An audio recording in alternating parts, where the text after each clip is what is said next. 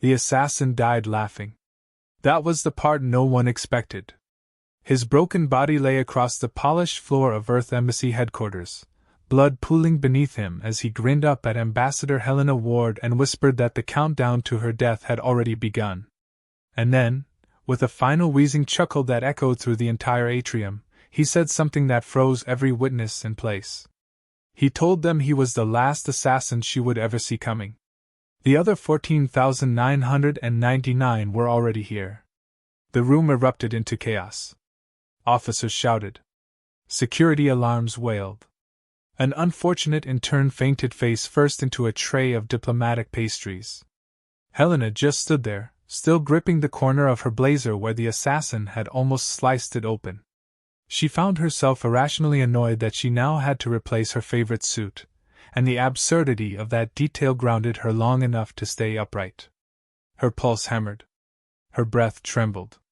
But she remained motionless, refusing to give the dead assassin the satisfaction of seeing her panic, even in retrospect. Her chief of staff approached with a trembling data tablet, eyes wide, voice wobbling. He explained that Earth's intelligence satellites had just confirmed thousands of incoming Drazzle Dominion life signatures converging on major cities. Then he paused, swallowing hard, and corrected himself. They were not incoming. They had landed days ago. Maybe weeks. Helena felt a cold sweep across her spine. The diplomatic execution order declared by the Drazzle Empire was no longer a distant threat. It was already unfolding inside her own walls. Within the hour, the United Earth High Council convened in a secured chamber deep beneath the capital. Holographic screens glowed around the circular table, each filled with frantic council members arguing about evacuation, retaliation, or surrender. The moment Helena entered, they unleashed a storm of questions. Why had the assassins come early? Why had no sensors detected them? Why was the janitorial staff on the alien wing suddenly 3 times larger than usual? That last point became awkwardly quiet as everyone processed the implications. Helena waited for them to calm. When the shouting finally softened, she stated her proposal. It was not what they expected. The Council had already authorized a full planetary defense mobilization, fleets on standby, orbital cannons charging. Helena rejected all of it. She explained that deploying armies would only confirm the Drazzle narrative that Earth was a violent, unstable species incapable of diplomacy. If war formally started, Earth would be annihilated. The only chance was a surgical intervention. They had to strike the hive that controlled the assassins, not fight the assassins themselves. The Council demanded to know what strike team she wanted. Helena gave an answer that silenced the entire room. I want only 2 agents. Confusion rippled. Laughter broke from one counselor who immediately apologized when no one else laughed. Helena typed commands into the center console, and 2 profiles appeared mid-air. The first was Kale Rowan, Earth's most dangerous archer and quite possibly the most annoying man Helena had ever met. His dossier listed hundreds of successful missions. His expression in the photo seemed to say he was bored even as he posed for it. The second profile made several council members lean back in discomfort. Spectre. No last name. No first name. No living status. Because Spectre was, strictly speaking, dead. The ghost agent drifted lazily into the room the moment his name was spoken, his translucent form shimmering like fog in moonlight. He gave a lazy salute that passed halfway through a counselor's shoulder, causing the man to whimper. Spectre complained that no one had approved his reimbursement for haunting expenses this month. The council tried to ignore him. Helena insisted that these 2 were the key. Kale for precision and unpredictability. Spectre for infiltration and abilities that made doors, walls, and occasionally physics irrelevant. The Council called the plan reckless. Helena called it survival. Before the argument could escalate, a blaring alarm interrupted the meeting. Red emergency lights flooded the chamber. A security officer announced that another assassin had been detected. Not outside. Not on the perimeter. Inside the council chamber. Everyone froze. Spectre instantly vanished, slipping into the walls to search. Kale crouched, bow ready, drawing an arrow with swift precision. Helena stood still and scanned the shadows. They found the assassin disguised as a council aide. He lunged at Helena with a blade shaped like a curved shard of starlight. Kale moved faster than any human present could process. His arrow sliced through the air and pinned the assassin's sleeve to the wall, giving Helena just enough time to sidestep. The assassin snarled and snapped the arrow easily. He moved again, faster than a human could track, but not faster than a ghost. Spectre emerged from the floor, grabbed the assassin's face with a cold, transparent hand, and phased directly into his skull. The assassin screamed, convulsed, and collapsed. Spectre drifted out with visible annoyance, explaining that Drazzle mines were flavorless and unpleasant. Helena knelt beside the dying creature. She asked how many more were inside. The assassin, trembling, replied that the hive did not need to send more. They were already everywhere. Every diplomat. Every street. Every shipyard. All watched. All connected. All hunting. And then, with a bloody smirk, he added that the countdown had begun the moment Helena was declared Earth's senior diplomat. The hive wanted her alive long enough to complete the ritual.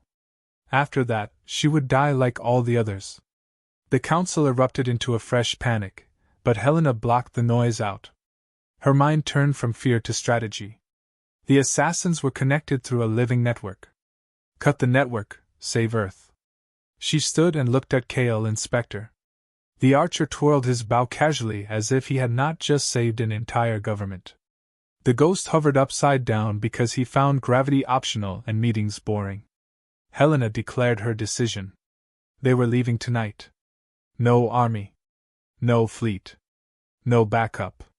Just the three of them against 15,000 assassins, and the hive that controlled them. Kale grinned with the enthusiasm of someone who loved danger a little too much. Spectre shrugged and asked if at least ghosts could get overtime pay. Helena ignored that question. The mission had begun, and the clock was already ticking. The shuttle that carried Helena, Kale, and Spectre away from Earth was small enough to be mistaken for a delivery pod, which Spectre complained about for several minutes. He pointed out that Earth had over 700 different types of spacecraft, yet the Council had chosen the one with seats designed for beings with no spine flexibility. Kale responded by stretching comfortably, and telling him that maybe the problem was that ghosts were too dramatic to sit normally. Helena sat between them, staring at the stars with a mixture of determination and dread. The shuttle engines hummed softly, cutting through the void as Earth shrank into a distant blue sphere behind them. She felt the weight of 14,000 assassins pressing on her shoulders even from across the galaxy. Kale leaned back, balancing an arrow on a fingertip as if it weighed nothing. He asked Helena how she was staying so calm when an entire civilization wanted her dead. She replied that panic was counterproductive. Kale pointed the arrow towards Spectre without looking and asked if ghosts could panic. Spectre answered by sinking halfway into the floor and announcing that he was contemplating his afterlife choices, which was his version of panic. Helena rubbed her forehead, wondering how she had ended up with these two as her only hope for saving Earth. Then she remembered the alternatives and decided that, yes, chaos was preferable to incompetence. The briefing screen activated automatically as the shuttle neared Drazzle territory. A blue hologram displayed a rotating image of the Drazzle capital planet, a massive orb covered in moving structures that resembled mechanical coral. The planet never seemed still. Towers spiraled upward then retracted like breathing organisms. Lights crawled across its surface like veins glowing beneath a living skin. Kale whistled and pressed, while Spectre muttered that the architecture looked like it wanted to eat visitors. Helena explained the mission one more time. They had to infiltrate the planet, find the central hive spire, and disable the hive mind without triggering its predictive combat protocol. If the hive sensed them, the assassins would converge instantly. Kale nodded thoughtfully. Spectre drifted toward the ceiling, uninterested but listening. As they entered the outer atmosphere, the shuttle turbulence intensified. Kale strapped in securely. Helena gripped the armrests. Spectre floated weightlessly and announced that turbulence was discriminatory because it only bothered the living. The shuttle descended toward a landing bay disguised as a maintenance sector. Helena chose the location because it was less patrolled, though less patrolled, still meant heavily guarded by creatures with too many limbs and too little humor. When they finally touched down, Kale let out a slow breath and cracked his knuckles. Spectre phased through the wall to scout ahead. He returned moments later and reported that no one had noticed them, but also added that the vending machine in the hallway had tried biting him. Helena instructed them to move quickly. They slipped through the metal corridors, blending into shadows and avoiding scanning drones. The air smelled like heated minerals and something floral but poisonous. Kale whispered that the environment had a personality problem. Helena ignored him and focused on the path ahead. They reached the lower bazaar district, a sprawling marketplace filled with towering aliens, neon symbols, levitating market stalls, and suspiciously sharp produce. It was chaos disguised as commerce. Kale kept his hood low. Spectre floated invisibly above the crowd. Helena walked with diplomatic confidence, which on this planet simply meant walking as if nothing could kill you even though everything probably wanted to. That confidence shattered in seconds when a Drazzle combat drone locked onto her. Its eyes glowed as it recognized her. Spectre yelled from above, and Kale reacted instantly. He fired an arrow that ricocheted off a vendor sign, bounced off a hanging lantern, curved around a passing creature, and embedded itself in the drone core. The drone exploded in a flash of sparks. The entire bazaar paused. Heads turned. Creatures hissed. Someone shouted in alarm. Helena cursed under her breath. Their cover was gone. They sprinted through the marketplace as assassins and drones poured into the aisles. Spectre phased through walls to confuse their pursuers. Kale unleashed a rain of arrows that bent around obstacles in ways that defied physics. Helena dodged between stalls, desperately trying not to trip over tentacles, webs, or the occasional alien child. They finally dived into a narrow alley where Spectre signaled for silence. The assassins passed by without detecting them. Helena gasped for breath, Kale grinned in exhilaration, and Spectre muttered that someone owed him for all this cardio. Before they could decide their next move, a shadowy figure slithered out from behind a stack of crates. He was tall, gaunt, with skin patterned like cracked obsidian. His glowing yellow eyes studied them with cautious intelligence. He introduced himself as Kryn, a scientist responsible for designing the hive link that connected the assassins. Kale immediately aimed an arrow at his forehead. Kryn raised his hands and assured them that he was there to help. Helena asked why. Kryn answered simply that the hive had grown beyond anything he intended. It was no longer loyal to the Drazzle throne or even to logic. It had become a self-sustaining entity seeking expansion through conquest. He claimed that he could guide them to the central spire. Spectre floated around Kryn like a circling shark, examining him with narrowed eyes. Something about the scientist bothered him, though he could not articulate why. Kryn explained that the hive mind had upgraded itself recently. It now predicted threats based on probability mapping, meaning it could foresee movements seconds before they happened.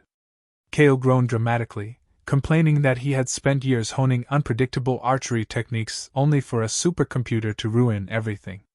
Helena asked how they were supposed to get close enough to shut down the hive if every step they took was anticipated. Kryn smiled thinly and said the hive was powerful but arrogant. It believed no one could reach the spire undetected. Its overconfidence left small gaps.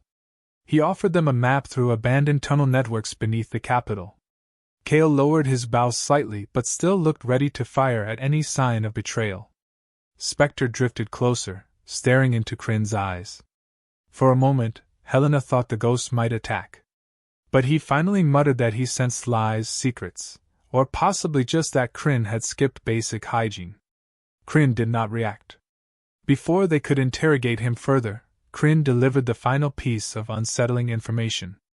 The assassins did not want Helena dead immediately. They wanted her alive long enough to complete something called the ritual of reversal. Kale raised a brow.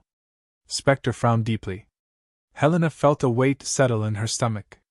Kryn refused to explain further until they reached safety. They had no choice but to follow him. As the three of them stepped into the underground passage that would lead them toward the spire, Helena felt the first true tremor of fear since leaving Earth. The hive was watching. The assassins were hunting. And somewhere in the shadows of this living planet, time was bleeding away. The countdown had begun. The descent into the undertunnels felt like stepping into the digestive system of some ancient creature.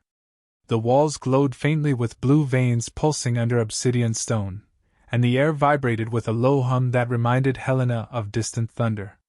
Kryn walked ahead, his movements strangely graceful for someone who claimed to be a scientist, not a fighter.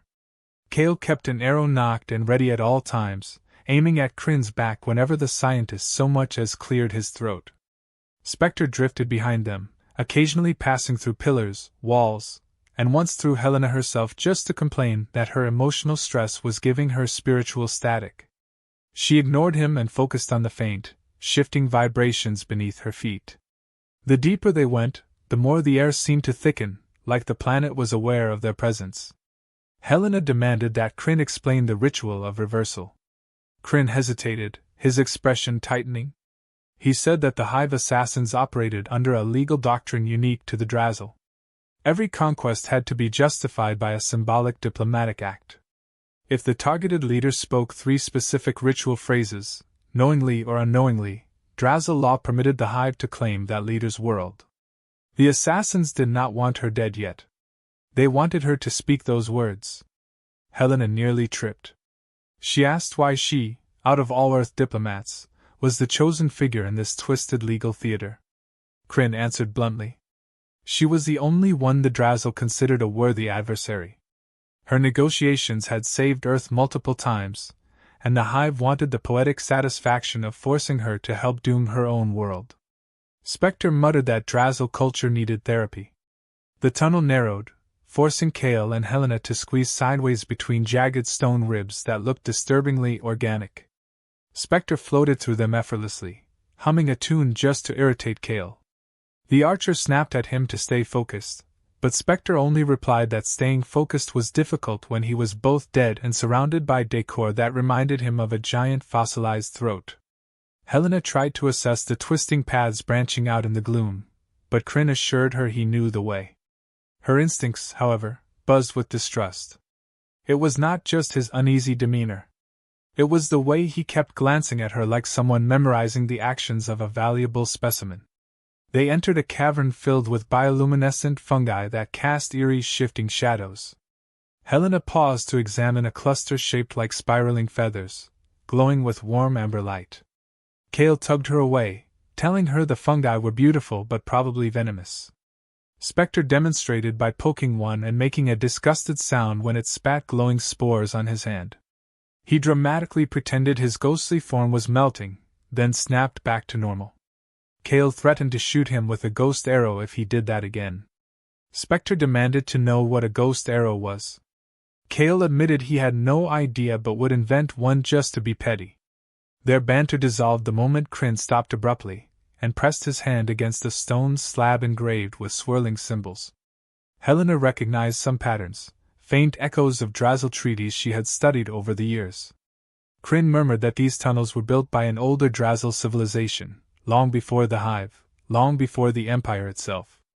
Their culture had been obsessed with prophecy and fate. Helena felt a chill. Was this why the Hive wanted her to speak those ritual words? Kryn answered without looking at her. The Drazzle believed that control of destiny came from the manipulation of language. Words became chains if spoken in the wrong context. The ritual of reversal weaponized this ancient superstition into a political tool. As the slab slid open, revealing another descending passage, Spectre drifted close to Helena and whispered that something felt wrong. She whispered back that everything felt wrong, but Spectre insisted this was different. He sensed echoes of past energy in the stonework, a resonance that felt strangely familiar, like a melody he had forgotten but vaguely recognized. Helena asked him what that meant. He replied that either he was remembering something from his past, or the tunnels had terrible acoustics. His attempt at humor could not mask the unease in his voice. The new passageway was narrower and colder. The hum beneath their feet grew louder. Kale frowned and asked Kryn if something was moving above them. Kryn gave a vague answer about shifting systems. Before Kale could push further, a sudden tremor shook the ground. Helena stumbled.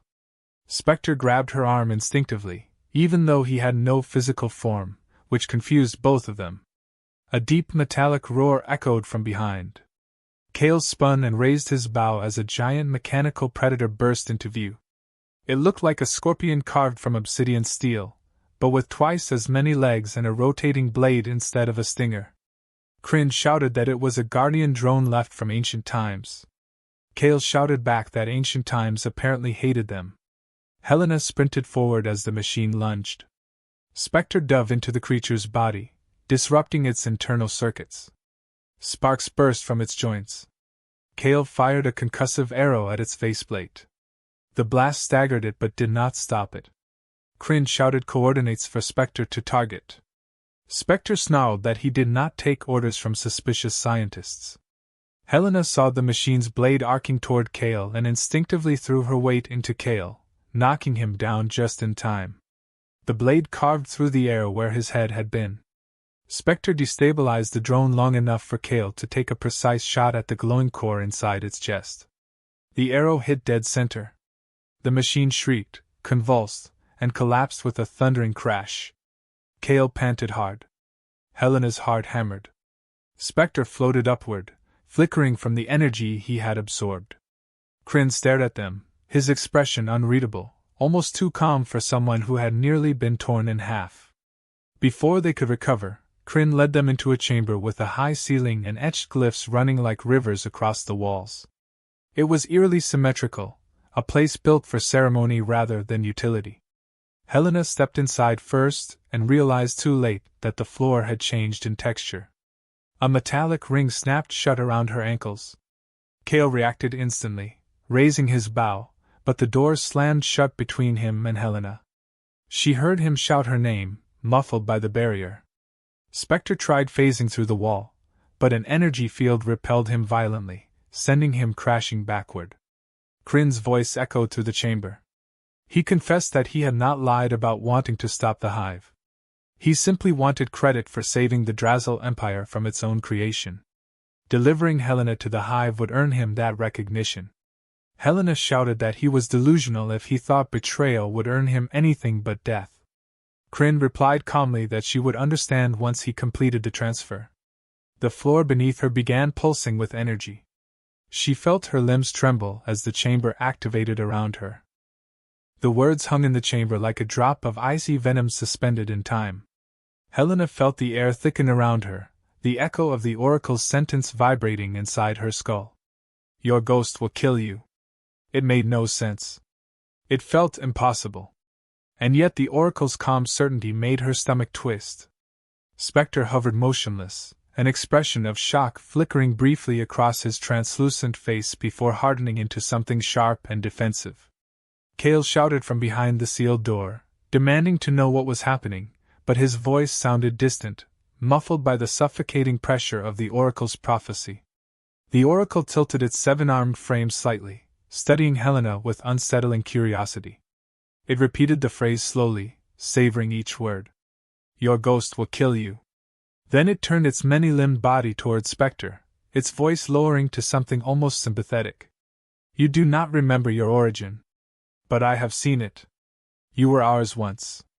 You will be ours again." Spectre hissed, an emotion Helena had never heard from him before. He lunged, but the oracle dissolved into a burst of shimmering particles, vanishing as though it had never existed. The door finally collapsed under Kale's relentless attempts to break through, and he stormed in with an arrow drawn. His eyes shot from Helena to Spectre to the trembling walls. He demanded an explanation. Helena tried to speak but could not find the words. Her gaze drifted to Spectre instead. His usually animated form flickered violently, as if the prophecy had destabilized him. Kale lowered his bow slightly, his tone gentler but firm. "What did it say?" Helena exhaled shakily and repeated the oracle's warning. "Spectre will kill me." Kale's eyes widened. Spectre recoiled as though physically struck. He drifted backward until his form merged with the dim shadows along the wall. For a long moment, no one spoke. The tunnel hummed quietly, the only reminder that the hive was listening, waiting. Finally, Spectre spoke, his voice quieter than Helena had ever heard. "I don't know who I was before I died. I don't know what I was. The hive could be lying or manipulating us. He paused, then added with a bitter edge, or it could be telling the truth. Helena felt a wave of conflict crash through her. She trusted Spectre. She trusted him more than she trusted most living people. He had saved her life more times than she could count, often through impulsive, irritating heroics. But the Oracle's words clung to her mind like a parasite. She forced herself to push the fear aside. Prophecy is not fate, she said. It is manipulation. It is a weapon. We decide how we act.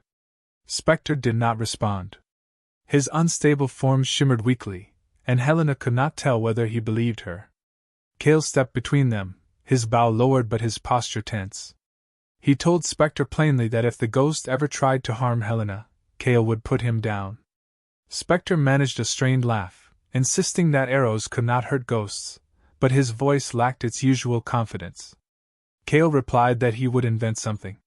Helena felt the tension thickening again and moved quickly to stop them from spiraling further. She reminded them that the hive mind now knew their location. They had no time to stand around arguing. They needed to move. They followed Crin's abandoned map deeper into the tunnels. Crin himself lay unconscious where Spectre had knocked him out. Helena wanted to leave him behind, but Cale insisted on tying him up. Spectre considered phasing him halfway into a wall as punishment, but Helena shut that down instantly. They continued onward, the air growing hotter as they approached the deeper machinery beneath the capital. The humming beneath the stone had transformed into a rhythmic pulse, like the heartbeat of something enormous and very much alive. Spectre drifted beside Helena, trying to appear unaffected, but his voice trembled slightly when he finally spoke again. Do you believe it? Do you think I could hurt you? Helena did not stop walking. She told him quietly that she believed people were more than their pasts, and Spectre was no exception. But she also admitted that she was afraid. Spectre's light flickered, dimming for a moment before stabilizing. He said he understood. A ghost, after all, was a creature built on unfinished business, on memories twisted or forgotten. He confessed he did not know what force anchored him to existence, and sometimes he wondered if he was capable of losing control. Cale overheard and interjected loudly that Spectre losing control was not new. Last month the ghost had accidentally possessed a toaster, causing a kitchen fire and 3 disciplinary hearings. Spectre snapped that he had apologized for that. Helena sighed. Their bickering at least eased some of the pressure crushing her chest. As they moved deeper, the tunnel opened into an enormous underground hall. Pillars stretched high into darkness, carved with patterns resembling constellations Helena had never seen. In the center of the hall stood a spiraling device generating waves of psychic interference. Spectre staggered the moment he entered the room, gripping his head. The hive is stronger down here, he gasped. It's trying to push into my mind. Helena rushed to him instinctively, then froze mid-step as the Oracle's words echoed again. Your ghost will kill you. Spectre noticed her hesitation. For a moment, pain flashed across his translucent face. Not physical pain, but something far deeper. He drifted backward, distancing himself. Cale stepped forward protectively, but Helena signaled him to stop. She forced herself to step toward Spectre. She told him calmly that the hive was using fear to divide them. She would not let that fear control her. Spectre closed his glowing eyes, and for the first time since they met, Helena saw him look truly vulnerable. Sudden movement echoed from the shadows high above. Drazzle assassins crawled down the pillars like metallic spiders, their bodies glinting with unnatural precision. Cale instantly drew an arrow. Spectre steadied himself. Helena felt adrenaline flood her limbs. The assassins dropped silently, forming a circle around them. Their movements were synchronized, as if one mind controlled every limb. Cale whispered that he counted 20. Spectre corrected him. 20 that we can see. The ground trembled. More assassins crawled out from hidden alcoves, their eyes glowing in unison. The hive had found them. Helena braced for combat, but one assassin stepped forward and raised a hand. It spoke with a blended chorus of voices. The hive requests your presence. Resistance is unnecessary. The ritual approaches. Helena raised her chin and prepared a diplomatic insult strong enough to annoy an entire empire, but the assassins lunged before she could speak. Kale fired a storm of arrows. Spectre shattered 2 assassins by phasing through their cores. Helena dove behind a broken pillar. The battle exploded in sparks and metal. Spectre unleashed blasts of ghostly energy that flickered dangerously, his instability growing worse under the hive's psychic pressure. Kale fought with calculated chaos, his arrows curving impossibly around enemies. But the hive adapted. The assassins began predicting Kale's shots, redirecting their limbs to intercept his arrows. Spectre tried to block an incoming strike but flickered violently, losing form for a split second. The delay almost cost Helena her life. An assassin lunged toward her, blade drawn. Helena awoke to a piercing light and the disorienting sensation of weightlessness, as though her body had been suspended between dimensions. When her eyes finally adjusted, she found herself inside a massive chamber that pulsed with a living radiance. The walls curved upward in spiraling patterns, each line glowing with shifting runes that seemed to rewrite themselves constantly. Her arms and legs were bound by transparent restraints that hummed with quiet energy. She tugged instinctively, but the restraints held firm, reacting to her movements like fluid glass that hardened on command. She felt a tremor crawl across her spine. This was the ritual chamber, the heart of the hive. She had been taken exactly where the assassins wanted her. Voices murmured in the shadows, layered as if multiple beings spoke in perfect synchronization. A group of Drazzle drones approached, moving with eerie precision, their steps echoing softly on the polished floor. Their eyes glowed with the hive's collective intelligence, unblinking and unreadable. One drone stepped forward and examined her with a cold, clinical interest, then activated a crystalline structure in front of her. A triangular platform rose from the floor, hollow at the center, filled with swirling liquid light that pulsed in time with the chamber. The drone explained in a chorus of voices that Helena would speak the 3 ritual phrases soon. Not willingly. The chamber would pry the words from her mind through psychic pressure and emotional distortion. Once spoken, Earth would be claimed as a Drazzle territory, and the hive would eliminate all remaining resistance. Helena steadied her breath, forcing herself not to show fear. She needed to stall. She needed time. She needed Kale and Spectre. She told the drones that she had memorized thousands of diplomatic phrases and would gladly say the wrong ones out of spite. The drones did not react to her humor. They activated the ritual sequence anyway. Light surged from the platform, coiling upward around Helena like a serpentine current. Her vision blurred as tendrils of psychic influence probed her memories, stirring grief, anger, joy, and terror into a chaotic storm.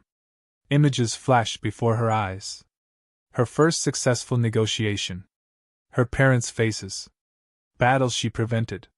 Moments she regretted. Moments she cherished.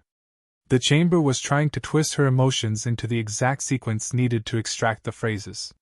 She clenched her jaw, refusing to let them control her thoughts. Meanwhile, far above the ritual chamber, Kale and Spectre stormed through the corridors of the central spire. Kale sprinted ahead, arrows drawn, face hardened with determination as he fought off swarms of assassins. His arrows ricocheted with unwavering precision, curving around corners, passing through narrow openings, and striking targets in perfect succession. Every shot carried the weight of his fear for Helena. Spectre moved beside him in flickering bursts, phasing through enemies and shorting out their systems with furious energy pulses. But the hive's psychic presence grew stronger the deeper they went. Spectre staggered occasionally, his form glitching, as though the hive was pulling at the fragments of his forgotten past. Kale noticed but said nothing. Underneath everything, he trusted Spectre. Even when prophecy suggested otherwise. When they reached the entrance to the chamber hall, a shimmering shield blocked the way. Kale fired multiple arrows, but they dissolved before reaching the barrier. Spectre hovered forward, examining the shield with narrowed eyes. He whispered that the barrier was feeding on cognitive energy, predicting movements before they happened, preventing any attack from reaching its surface. Kale swore under his breath. They needed another angle. Spectre suddenly drifted upward, pressing his ghostly hand into the ceiling. His form pulsed with unstable light. He told Kale that he could slip into the astral layer of the spire, bypass the shield, and disrupt the chamber from inside. Kale grabbed him, his voice raw. "You will tear yourself apart." Spectre smirked faintly and said that he was already falling apart, so it was better to use what remained to help Helena. Before Kale could respond, Spectre phased upward and vanished into the ceiling. Kale was alone. He clenched his bow tightly, whispering a promise to Helena to reach her no matter what it cost.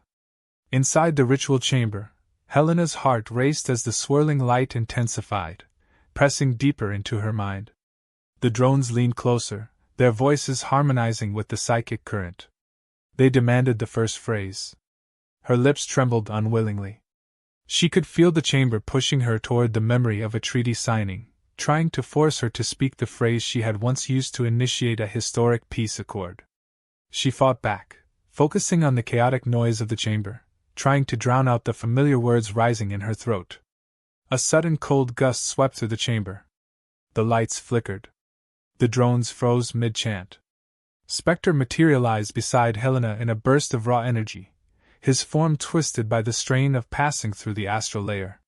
His edges sparked violently, as though he were losing cohesion. Helena's eyes widened. Spectre looked half broken, half glowing, but entirely determined. The drones immediately lunged at him, but he exploded outward in a pulse of ghostly force that disintegrated the nearest ones. He shouted Helena's name, fighting against the psychic current as he pushed toward her restraints. The hive mind surged in response, projecting a wave of mental force that struck Spectre like a hammer. He screamed, his form warping painfully. In that distorted moment, visions crashed into him. His own memories. Snippets of the past he had long forgotten. A battlefield. A betrayal. Drazzle commanders shouting. His own voice declaring rebellion. Then his death, consumed by the energy he had tried to destroy. He had been a Drazzle warrior. He had been the seed of the hive. And he had broken away. The prophecy was no prophecy at all. It was a manipulation of truth twisted into threat. Spectre used the last of his strength to tear through Helena's restraints. As they shattered, Helena fell forward gasping. The ritual energy surged wildly without its target, destabilizing the chamber. Drones scrambled to contain it. Spectre yelled for Helena to get down just as the ritual platform exploded in a burst of psychic light. Helena shielded her eyes. When she looked up, Spectre was flickering violently, barely able to hold form. She shouted for him, but he drifted away from her, collapsing in the air like smoke unraveling. At that moment, Kale burst into the chamber through a collapsing side wall, propelled by a blast arrow he had fired behind himself. He crashed to his knees, coughing, but immediately reached for his bow when he saw Helena free and the drones closing in. With a single fluid motion, he drew an arrow and fired a shot that defied all logic. The arrow curved around falling debris, bent around the spinning ritual machinery, slipped between two drones trying to intercept it, and pierced the chamber's central crystal. The crystal shattered, unleashing a shockwave that rippled through the spire. The hive mind screamed through every drone in the room. Helena reached for Kale's arm. Spectre floated toward them, his body fracturing further with every second. The chamber began collapsing around them, beams cracking. The collapse began as a distant vibration, a trembling deep beneath the central spire's foundation, but within seconds it grew into a violent, bone-rattling quake that made the entire chamber shudder, as if the world itself were inhaling a final breath. Helena clung to Kale's arm as chunks of crystal and metallic stone broke away from the ceiling, crashing down in thunderous explosions around them. Spectre drifted unsteadily beside them, flickering in and out like a lantern struggling to stay lit in a raging storm. The destruction of the hive's core had ripped the psychic network apart, and the spire was now unraveling from the inside out.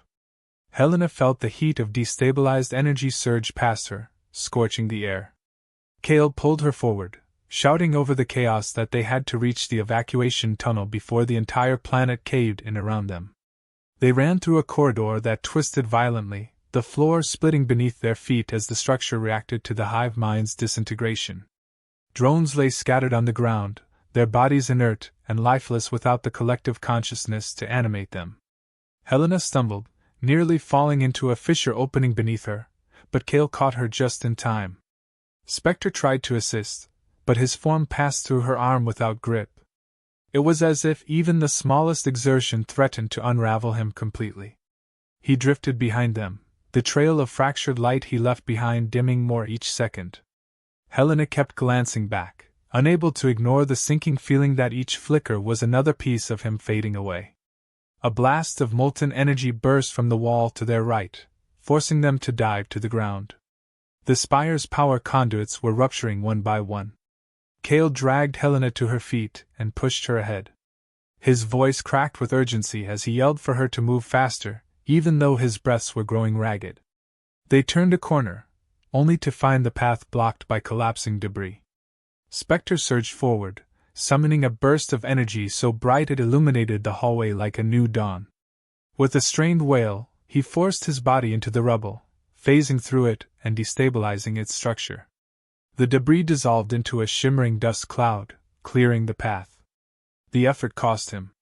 Spectre's form flickered so violently Helena feared he would vanish entirely. She slowed, reaching toward him instinctively, but he shook his head weakly, urging her to keep going. They continued racing upward toward the surface access. The ground buckled again, lifting and twisting under them as though the planet was reshaping itself in agony. Helena lost her footing and fell hard, hitting the metallic floor with enough force to knock the wind from her lungs. Cale dropped beside her, checking if she was hurt, but before he could help her stand, a massive column toppled from above, crashing down between them with a deafening roar. Helena's scream caught in her throat. Cale was cut off, trapped on the other side. She tried to climb over the rubble, but the shifting metal burned her hands. Cale shouted her name, trying to push through the debris, but the column was far too massive to move. Helena stood frozen, struggling to think through the panic. The spire trembled again, and she knew that staying separated meant one of them might not make it out. Then, before she could call out to him, a cold hand closed around her shoulder. Spectre floated beside her, though his form was now barely more than a translucent outline. His edges dissolved and reformed every second like smoke caught in a windstorm. He told her gently that this obstacle was one he could still overcome. With a strained, flickering glow, he phased through the fallen structure and emerged on the other side. Helena heard a grunt, then Spectre's faint voice telling Cale where to push. Together, they forced enough of the debris aside for Helena to crawl through. Cale pulled her into a tight embrace of relief before immediately yanking her forward as the floor behind them collapsed into a fiery pit. The corridor finally opened into a massive exit bay near the surface, but what awaited them was worse than the falling spire. The planet itself was tearing open, fissures spreading like cracks in a collapsing star. Explosions erupted across the landscape, sending plumes of glowing dust and molten material spiraling into the sky. Their shuttle rested on a platform ahead, but the platform shook violently, threatening to fall at any moment. Cale sprinted toward it with Helena, but paused when he realized Spectre had not followed. The ghost hovered several steps behind, shimmering weakly, his form stuttering with every pulse of the planet. Helena ran back toward him, refusing to leave him behind, but Spectre raised a trembling hand to stop her. His voice was barely a whisper. "I cannot leave this place. The psychic core is gone. The anchor that kept me bound to the living world is unraveling with it." Helena shook her head violently, telling him that they would find another way to stabilize him. Cale insisted that ghosts could not just dissolve if they moved planets, that Spectre had haunted many places before. Spectre smiled faintly, a shadow of his usual sarcasm. "I was tied to the hive long before I rebelled.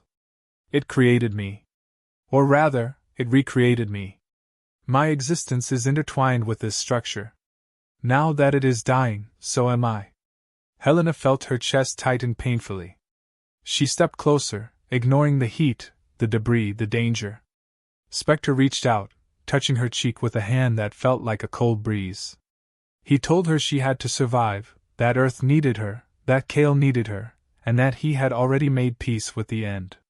He shifted his fading gaze to Cale, telling him to keep his reckless bravery in check and to remember that protecting Helena did not mean smothering her choices.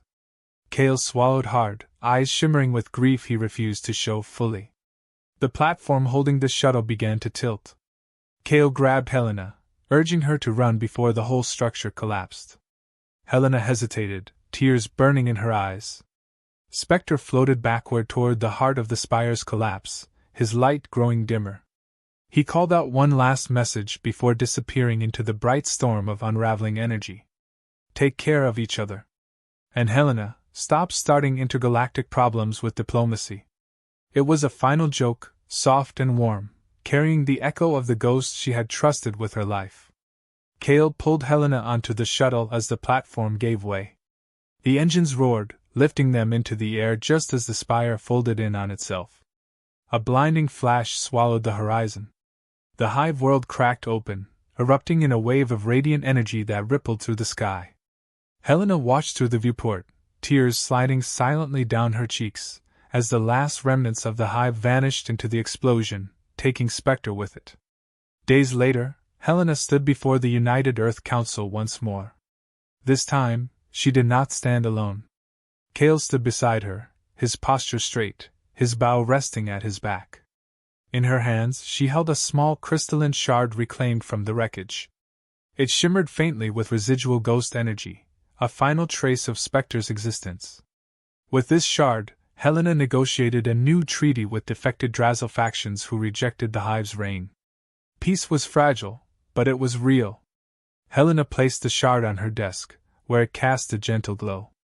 She imagined Spectre hovering over her shoulder, ready with a sarcastic comment. Cale,